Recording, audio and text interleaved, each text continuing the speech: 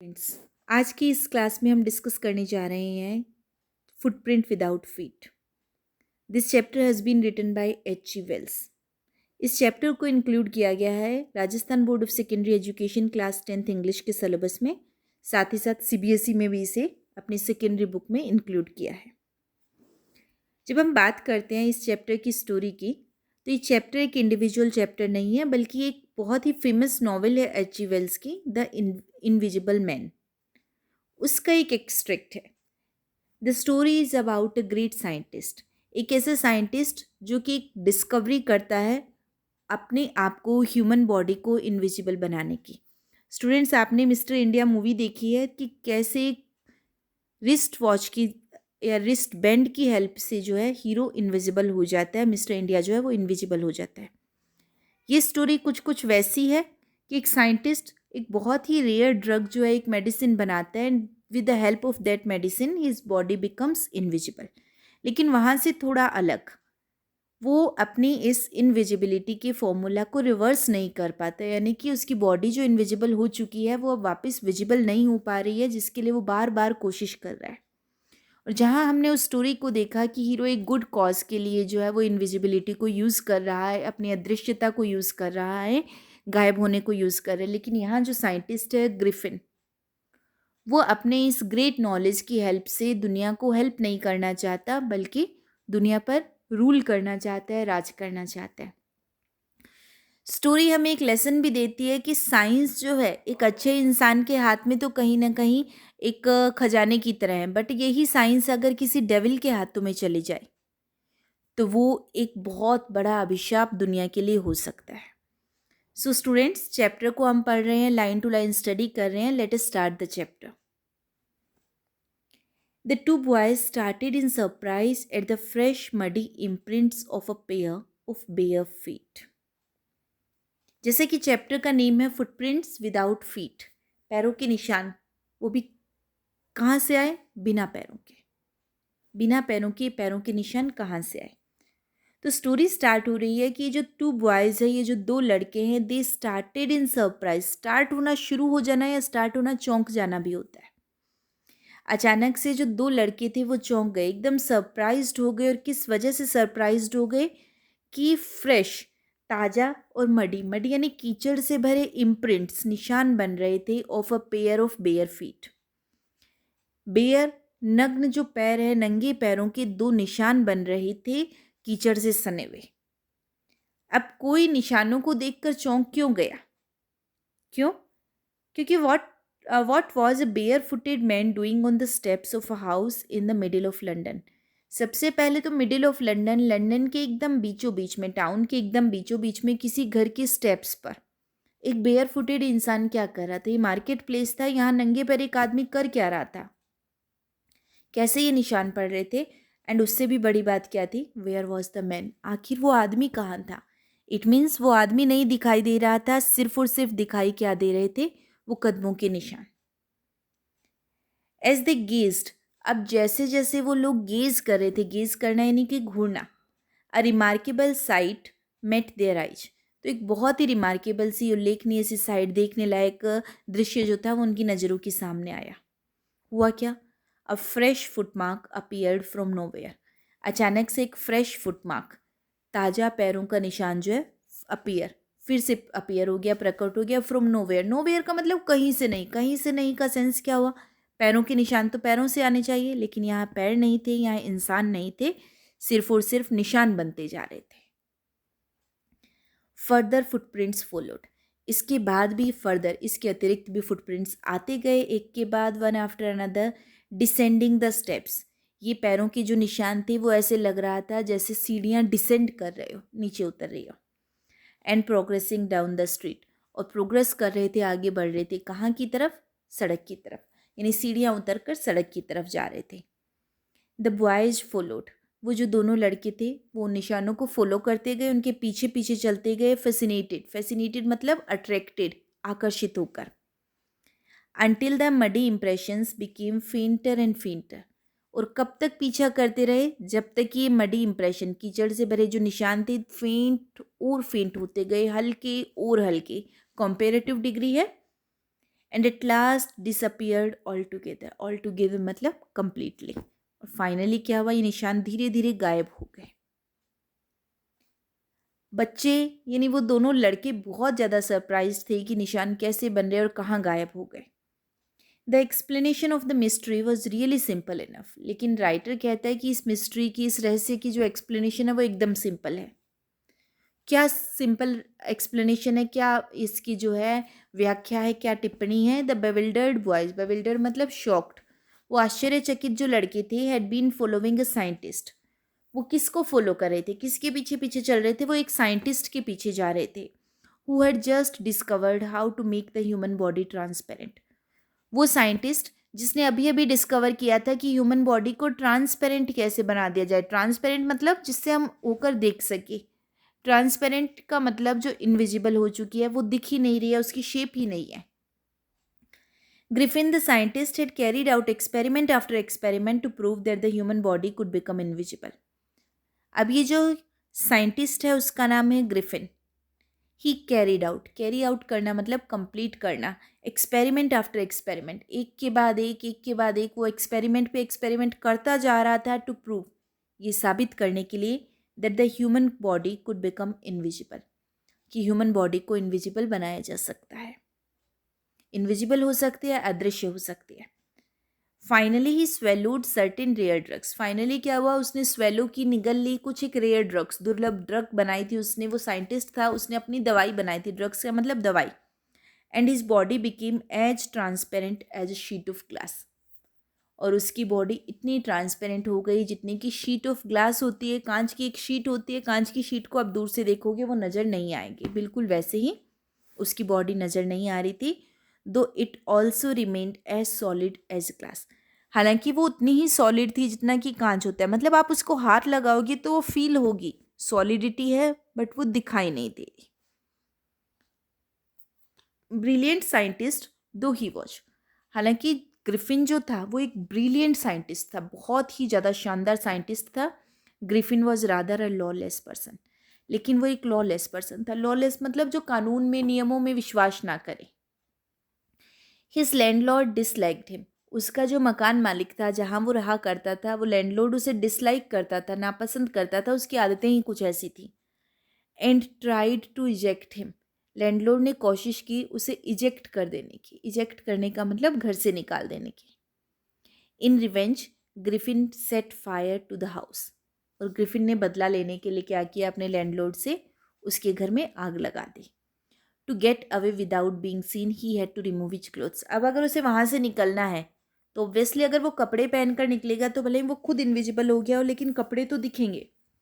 सो उसे क्या करना पड़ा, वहाँ से बिना देखे निकलने के लिए, घर में आग लगाने के बाद, क्योंकि वो खुद इनविजिबल था तो उसे अपने कपड़े हटाने पड़े.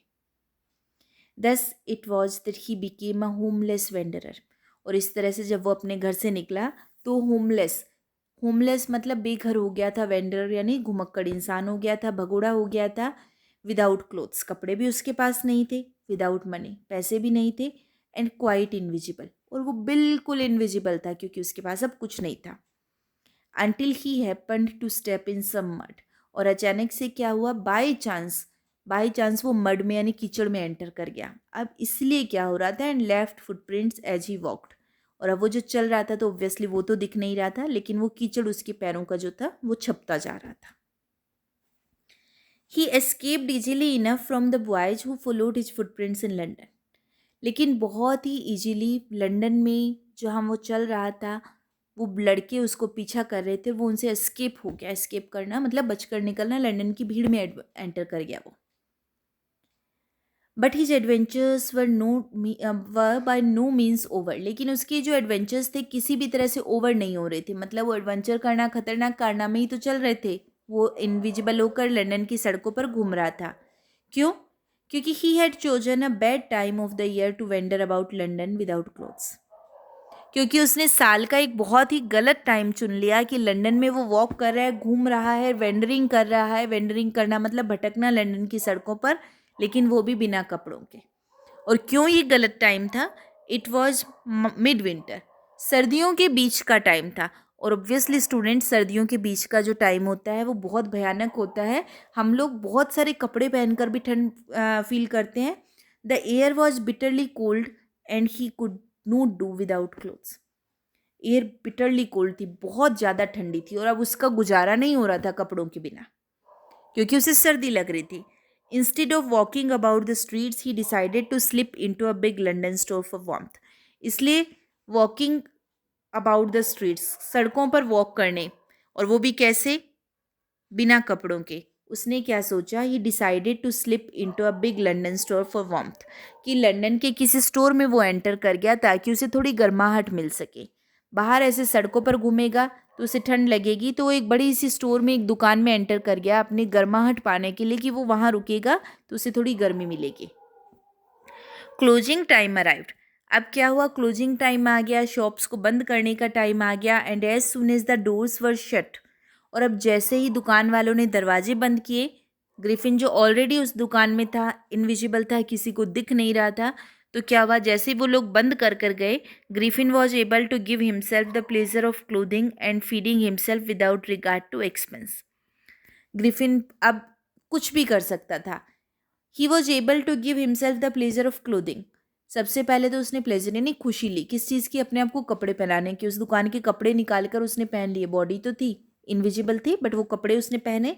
एंड फीडिंग हिमसेल्फ, उसने अपने आप को फीड भी किया, खाना भी खाया, विदाउट रिगार्ड टू एक्सपेंस, बिना एक्सपेंस के बारे में सोचे, बिना खर्चों के बारे में सोचे जो है वो उसने खाना भी खाया। क्यों, क्योंकि अब शॉप बंद हो चुकी है, अंदर वो है और अंदर उसके अलावा कोई नहीं है, तो वो जो चाहे वो कर सकता था। He broke open boxes and rappers, उसने बॉक्सेज जो ताले थे डिब्बों के वो खोल लिए, रैपर्स जो कपड़ों के जो रैपर्स थे, रैपर्स का मतलब जिनमें लिफाफे जो है वो खोल लिए।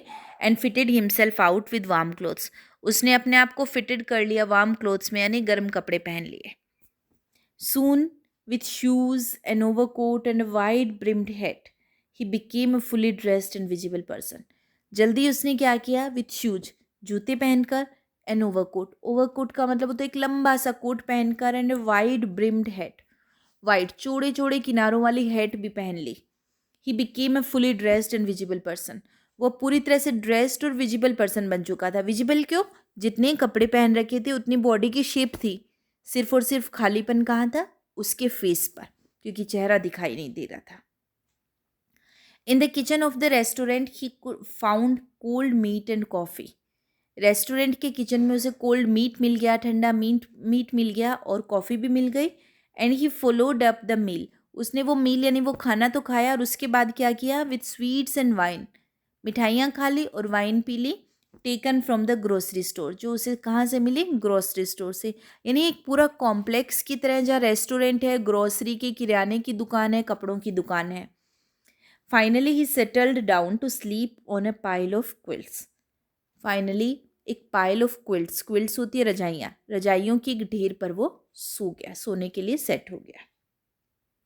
If only Griffin had managed to wake up in good time all might have been well, अगर ग्रिफिन गुड टाइम में, भले टाइम में उठ जाता तो क्या होता, all might have been well, सब कुछ सही सही चलता। अगर वो टाइम पर उठ जाता तो सब कुछ सही होता, सुबह उठ के वो कपड़ों के साथ बाहर निकल भी सकता था आराम से। बट हुआ क्या, as it was he did not wake until the assistants were already arriving next morning, लेकिन क्या हुआ उसके साथ, वो तब तक नहीं जागा जब तक कि सुबह नेक्स्ट मॉर्निंग असिस्टेंट्स ना पहुंच के, यानी दुकान के जो असिस्टेंट्स थे, हेल्पर्स जो थे, काम करने वाले थे, वो नेक्स्ट मॉर्निंग पहुंच गए, लेकिन ग्रिफिन की तब तक नींद नहीं खुली। When he saw a couple of them approaching, अब उसने देखा कि उनमें से couple of them approaching, वहाँ आ रहे थे couple of them, 2 या 3 लोग, वहाँ दुकानदार आए और उसके असिस्टेंट आने लगे, तो हुआ क्या, ही पैनिक्ड, वो पैनिक कर गया, डर गया कि कहीं मैं पकड़ा ना जाऊं, एंड बिगेन टू रन, और उसने भागना शुरू किया। दे नेचुरली गिव चीज, नेचुरल था कि कोई दुकान से भाग रहा है, उन्हें लगा शायद कोई चोर है, तो उन्होंने चेज भी किया, चेज करना मतलब पीछा करना। In the end, he was able to escape only by quickly taking off his newly found cloth. और finally in the end he was able to escape, वो एस्केप कर पाया, बचकर निकल पाया, सिर्फ कैसे, by quickly taking off, take off करके जल्दी जल्दी उसने टेक ऑफ किया, उतारा, क्या उतारे, हिज न्यूली फाउंड क्लोथ्स, उसने अपने जो न्यूली फाउंड क्लोथ्स थे, अभी अभी जो उसे कपड़े मिले थे वो उतारे और वहाँ से भागा। So once more he found himself invisible, और एक बार फिर से वो अपनी सड़कों पर आ गया, वैसे ही इनविजिबल बट नेकेड, लेकिन नेकेड फिर से नंगा, बिना कपड़ों के था, in the chill January air, जनवरी की इतनी ठंडी हवा चल रही थी और वापस से जैसे वो प्रीवियस डे था उस दिन नेक्स्ट डे भी सड़क पर वैसे ही आ गया। This time he decided to try the stock of a theatrical company in the hope of finding not only clothes but also something that would hide the empty space above his shoulders. This time, इस time क्या हुआ, he decided to try the stock of a theatrical company, उसने एक theatrical company का stock अपनाने की कोशिश की। थिएट्रिकल कंपनी का स्टॉक क्या होता है, जहाँ नाटकों के लिए नकली चीज़ें मिलती है ना, कोई मुखौटा मिल जाएगा, मूंछें मिल जाएगी, ड्रेसेस मिल जाएगी, ऐसी जो दुकान होती है वहाँ के स्टॉक में क्या होगा, in the hope of finding not only clothes, कि उसे उम्मीद थी कि वहाँ ना सिर्फ उसे कपड़े मिलेंगे but also something that would hide the empty space above his shoulders, बल्कि उसके शोल्डर्स के ऊपर जो एम्प्टी स्पेस रहते हैं, शोल्डर्स तक तो, कंधों तक तो वो कपड़े पहन लेगा और उसकी बॉडी दिखेगी, लेकिन ऊपर तो खाली रहेगा, चेहरा तो दिखेगा नहीं, तो उसको भी कुछ ना कुछ ऐसा होगा, कोई मुखौटा है, कोई नकली दाढ़ी मूंछ है जिसको लगाकर वो उन एरिया को भर लेगा। उसने ही सोचा कि यहाँ कुछ उसे मिलेगा, शिवरिंग विद कोल्ड, और इसलिए क्या हुआ, ठंड से कांपता हुआ, शिवर मतलब कांपते हुए, ठंड से कांपते हुए, ही हरिड टू ड्ररी लेन, वो हरी करके यानी जल्दी जल्दी गया, कहाँ गया, ड्रूरी लेन, ड्रूरी लेन का मतलब एक गली है, ड्रूरी लेन गली को कहते हैं, और ये गली जो थी the centre of the theatre world, ये थिएटर वर्ल्ड पूरे जो नाटकों की दुनिया है उसका सेंटर थी, यहाँ सबसे ज़्यादा दुकानें थी जहाँ नाटकों का सामान मिलता है। ही सून फाउंड अ सूटेबल शॉप, जल्दी ही उसे एक सूटेबल शॉप मिल गई, एक दुकान मिल गई जहाँ से वो वैसा सामान ले सकता था। ही मेड हिज वे, उसने अपना रास्ता देखा, इनविजिबल क्योंकि अदृश्य तो वो था ही था, अपस्टेयर्स, सीढ़ियों से ऊपर गया, and came out a little letter, थोड़ी देर बाद बाहर निकला, wearing bandages round his forehead, अब उसने क्या कर रखा था, अपने फोरहेड यानी माथे पर बैंडेजेस पहन ली, बैंडेज यानी पट्टियाँ जो होती है वो पहन ली थी, डार्क ग्लासेज, आंखों की जगह बड़े बड़े चश्मे लगा लिए थे, फॉल्स नोज, नाक की जगह एक झूठी नाक भी लगा रखी थी, बिग बुशी साइड विस्कर्स, और बड़ी बड़ी बुश की तरह, झाड़ियों की तरह वाली साइड विस्कर्स, विस्कर्स यानी मूंछें, जहाँ मूंछें होती है होठों के ऊपर वो लगा ली, एंड अ लार्ज हैट, एक बड़ी सी हैट पहन ली, यानी फेस जितना भी उसका इनविजिबल था, चश्मा, झूठी नाक और बड़ी मूंछें लगाने के अलावा बाकी हिस्से पर उसने पट्टियां बांध ली, बैंडेजेस बांध ली, जिससे ये लगे कि शायद इसका एक्सीडेंट हुआ है। To escape without being seen, अब वो चाहता था कि वहाँ से एस्केप कर जाए, बचकर निकल जाए बिना किसी के देखे। He carelessly attack the shopkeeper from behind, क्योंकि अगर उसे किसी ने पकड़ लिया तो फिर से पकड़ा जाएगा, इसलिए केयरलेसली, बहुत ही द्वेष भाव से उसने क्या किया, शॉपकीपर पर अटैक कर दिया, आक्रमण कर दिया पीछे से। After which he robbed him of all the money and he could find, और उस पर अटैक करके उसे अधमरा कर दिया, और उसके बाद जितने पैसे उस शॉपकीपर के पास मिल सकते थे उन्हें लेकर वो वहाँ से भाग गया। यानी स्टूडेंट्स, अब तक हमने क्या पढ़ा कि ग्रिफिन जो एक साइंटिस्ट था जिसने एक डिस्कवरी की, एक ड्रग बनाई और इनविजिबल हो गया, और अपने लैंडलॉर्ड के घर को जलाकर वो लंदन की सड़कों पर घूम रहा है, क्योंकि वो कीचड़ से सना हुए उसके पैर थे तो पैरों के निशान बनते हैं, और दो बॉयज उन्हें देखते हैं और वो बड़े सरप्राइज्ड होते हैं, although they follow the imprints, लेकिन वो फॉलो नहीं कर पाए, धीरे धीरे वो निशान गायब हुए। उसके बाद ग्रिफिन ने एक स्टोर में एंटर किया, वहाँ उसने खाया पिया, कुछ कपड़े भी पहने, लेकिन क्योंकि वो लेट हो गया था नेक्स्ट मॉर्निंग जागने के लिए, तो दुकान के लोग वहाँ पहुँच गए थे और उसे अपने कपड़े फिर से उतारने पड़े, क्योंकि कपड़ों की वजह से वो पहचाना जा सकता था, पकड़ा जा सकता था। अब उसने डिसाइड किया कि वो थिएटर की किसी शॉप से सामान और कपड़े लेगा और वहाँ से एक विजिबल इंसान की तरह बाहर निकलेगा, ताकि उसे ठंड ना लगे और वो मार्केट में भी आराम से घूम सके। और ऐसा उसने किया, उसने कपड़े पहने, बैंडेजेस लगाए, एक बड़ा सा चश्मा लगाया और झूठी नाक, फॉल्स नोज, यानी कि जो खिलौनों वाले नाक और बड़ी बड़ी मूंछें जो आर्टिफिशियल होती है वो लगाकर शॉपकीपर पर अटैक करके उसके पैसे लेकर वो वहाँ से भाग गया। तो ये पार्ट 1 था। स्टोरी का जो नेक्स्ट हिस्सा है वो हम नेक्स्ट पार्ट में यानी पार्ट 2 में पढ़ेंगे, और इस चैप्टर को हम वहीं कंप्लीट करेंगे। सो आई होप यहाँ तक आपको समझ आया है। नेक्स्ट पार्ट के लिए नेक्स्ट वीडियो आप देखें। Thank you students.